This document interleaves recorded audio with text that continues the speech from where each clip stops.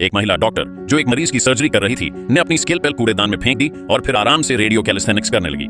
मरीज को तुरंत इलाज न मिलने के कारण आधे घंटे बाद उसकी मौत हो गई।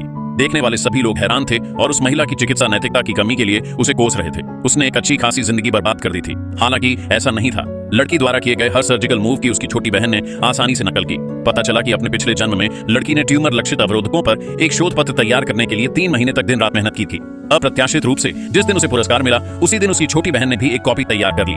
ठीक उसी की तरह उन्होंने उस पर भी साहित्यिक चोरी का आरोप लगाया और उसे उसके पद से हटा दिया। उसके पिता और मंगेतर ने न केवल उसका बचाव करने से इनकार कर दिया बल्कि उसे अपमानित करते हुए उसे एक तख्ती से कुचलकर मार डाला। शायद स्वर्ग भी उसे व्यर्थ मरते हुए नहीं देख सकता था, क्योंकि उसे फिर से उसी दिन को जीने के लिए मजबूर होना पड़ा जिस दिन उसकी बहन ने साहित्यिक चोरी की थी। अपनी प्रतिष्ठा बचाने के लिए उस लड़की ने मरते हुए जुड़वां बच्चों के लिए ट्यूमर सर्जरी का प्रस्ताव रखा। उसने मान लिया था कि साहित्यिक चोरी स्वीकार्य है, लेकिन वह सर्जरी की साहित्यिक चोरी नहीं कर सकती थी। उसे आश्चर्य हुआ कि उसकी बहन को तुरंत उसकी सारी बातें पता चल गईं। जियांग लिंग और जियांग वेई की सर्जरी की प्रक्रियाएं आश्चर्यजनक रूप से एक जैसी थीं।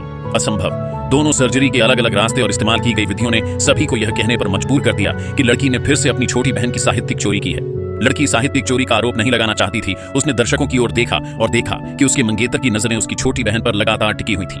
लड़की ने अनुमान लगाया कि उनका रिश्ता जरूर कुछ खास होगा। क्या ऐसा हो सकता है कि उसके मंगेतर ने चुपके से उसकी छोटी बहन को यह सब बता दिया हो?